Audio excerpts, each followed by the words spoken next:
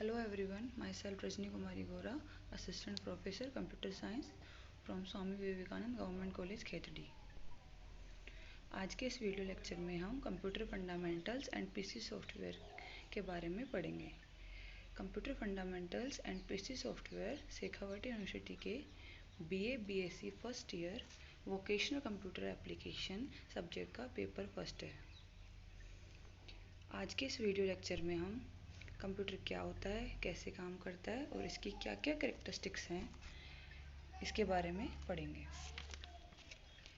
अब हम देखते हैं कंप्यूटर क्या होता है। कंप्यूटर वर्ड कंप्यूट नाम के वर्ड से आया है, जिसका मीनिंग होता है कैलकुलेशन करना, गणना करना, क्योंकि कंप्यूटर बड़ी बड़ी कैलकुलेशंस कुछ ही देर में आसानी से कर देता है। अगर हम अब इसकी डेफिनेशन की बात करें तो कंप्यूटर एक इलेक्ट्रॉनिक डिवाइस है जो अर्थमेटिक एंड लॉजिकल कैलकुलेशंस को हाई स्पीड से परफॉर्म करता है। कंप्यूटर को हम डेटा प्रोसेसर भी कहते हैं, क्योंकि ये डेटा को रिट्रीव करता है, प्रोसेस करता है एंड स्टोर भी करता है।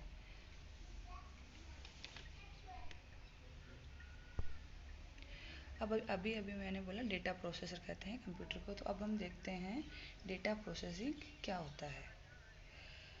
Data processing is the activity of processing data using a computer is called data processing. Means computer को यूज में लेके डेटा को प्रोसेस करने की जो एक्टिविटी होती है वो डेटा प्रोसेसिंग कहलाती है। प्रोसेसिंग का मतलब यहाँ हम कह सकते हैं एक मीनिंग से। तो सबसे इस प्रोसेस में सबसे पहले क्या होता है, हम कंप्यूटर को इनपुट देते हैं। तो कंप्यूटर को इनपुट देना मतलब डेटा फीड करना कंप्यूटर के अंदर। सबसे पहले डेटा दिया कंप्यूटर को, वो डेटा को हमने यहाँ पे उसको हम इनपुट बोलते हैं। फिर सीपीयू उसको प्रोसेस करता है। प्रोसेस करने का मतलब होता है मैनिपुलेट करना, मतलब उस पर कुछ कैलकुलेशंस करना होता है। फिर प्रोसेसिंग के बाद में हमें क्या प्राप्त होता है, रिजल्ट प्राप्त होता है। उस रिजल्ट को हम आउटपुट बोलते हैं, और जो वो आउटपुट आया हमारे लिए एक इंफॉर्मेशन होता है। अब ये जो डेटा है यहाँ पे उसको हम रॉ मटेरियल बोलते हैं। उसको हमने एज इनपुट कंप्यूटर में दिया है, और जो हमें आउटपुट प्राप्त हुआ है उसको हम इंफॉर्मेशन बोलते हैं, क्योंकि वो एक प्रोसेस डेटा होता है। अब हम देखते हैं कि कंप्यूटर के फंक्शंस कौन कौन से होते हैं। तो मेजरली एक कंप्यूटर के 4 फंक्शंस होते हैं: input, processing, output and storage. Input वो होता है जो हम कंप्यूटर से काम करवाने के लिए कंप्यूटर में फीड करते हैं। ये हमारा कलेक्शन ऑफ लेटर्स हो सकता है, नंबर्स हो सकता है, इमेजेस हो सकता है, एटसेट्रा हो सकता है। इसको हम रॉ मटेरियल इसलिए बोलते हैं क्योंकि ये कोई इन्फॉर्मेशन नहीं होती। जैसे इसको हम एक एग्जांपल से समझते हैं।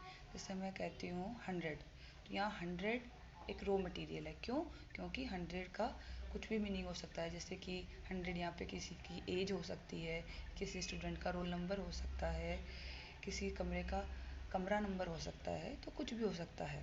तो इसलिए इसको रॉ मटेरियल बोला है। पर अगर मैं बोलूँ 100 स्टूडेंट्स, तो यहाँ पे हमें क्लियर हो रहा है कि यहाँ 100 स्टूडेंट्स की बात हो रही है, और ये हमारे लिए अब क्या हो गया है, इन्फॉर्मेशन हो गई है।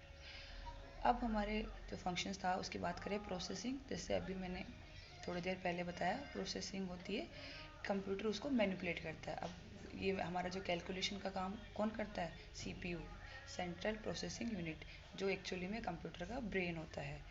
वही सारा कैलकुलेशन का, मैनिपुलेशन का काम सीपीयू ही करता है। तो जो प्रोसेसिंग का काम है वो सीपीयू करता है। और ये होता क्या है, जो हमने डेटा दिया है, मतलब जो इनपुट दिया है और उसको जो काम करने के लिए इंस्ट्रक्शन दिए हैं, तो जो ऑपरेशन सीपीयू उस डेटा पे परफॉर्म कर रहा है वो आपकी एक प्रोसेस कहलाती है। ये पूरा एक कंप्यूटर का इंटरनल प्रोसेस होता है, इसमें हमारा इंटरवेंशन नहीं होता है।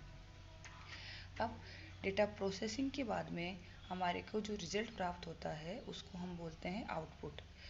आउटपुट हमारे लिए इंफॉर्मेशन होती है, क्योंकि वो एक प्रोसेस डेटा है। अब उससे हमें इंफॉर्मेशन गेन हो रही है। और लास्ट जो स्टेज होता है वो है स्टोरेज। स्टोरेज हम जो भी हमें आउटपुट प्राप्त हुआ उसको फ्यूचर यूज़ के लिए कंप्यूटर में सेव करके रखते हैं। तो उसे हमने यहाँ स्टोरेज बोला है। स्टोर हम स्टोरेज डिवाइस में करते हैं, जैसे हमारी हार्ड डिस्क हो गई, CD, DVD, पेन ड्राइव, जो भी है उसमें हम स्टोर कर सकते हैं। बाय डिफ़ॉल्ट जो कंप्यूटर की हार्ड डिस्क होती है उसमें हमारा आउटपुट स्टोर होता है। अब हम बात करते हैं कि कंप्यूटर आया कैसे।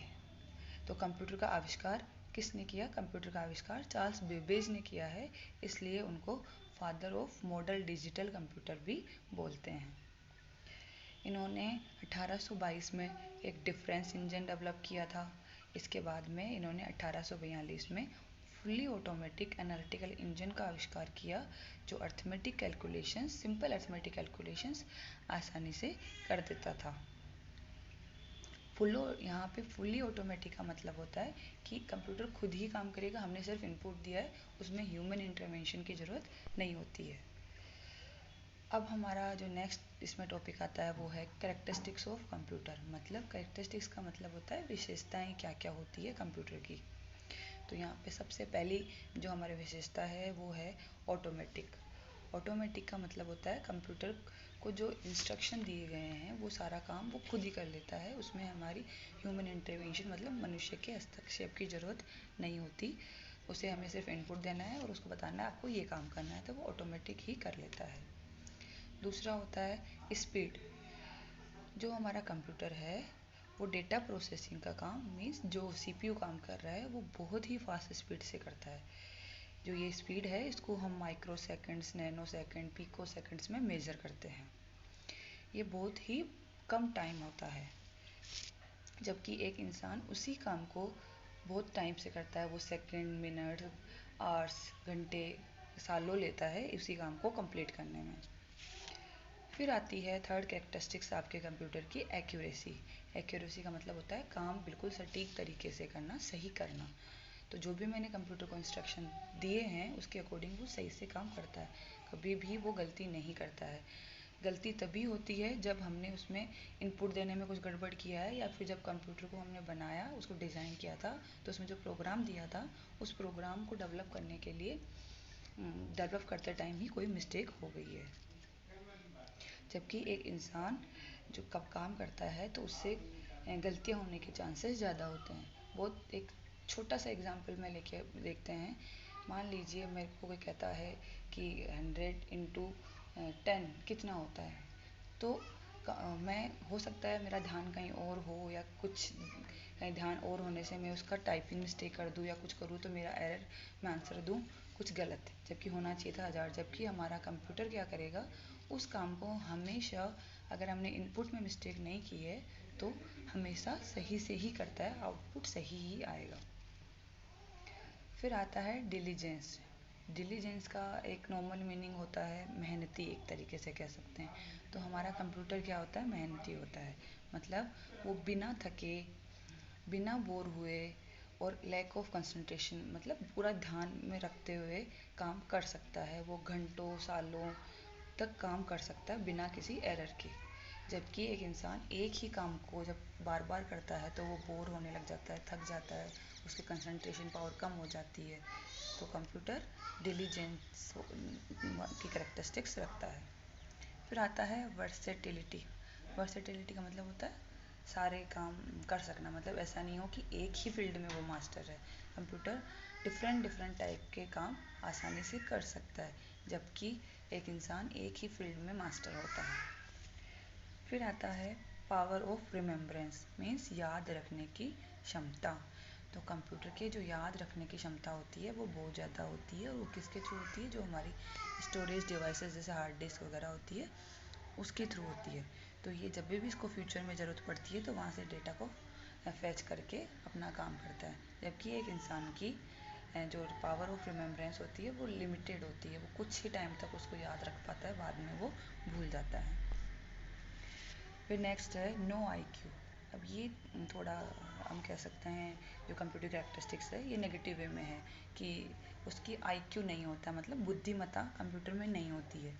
उसको जो हमने इंस्ट्रक्शन दिए हैं काम करने के लिए वो ही काम करेगा, कोई एक्स्ट्रा काम नहीं करता अपने बुद्धिमत्ता के अकॉर्डिंग, अपनी बुद्धिमत्ता को यूज़ में लेते हुए।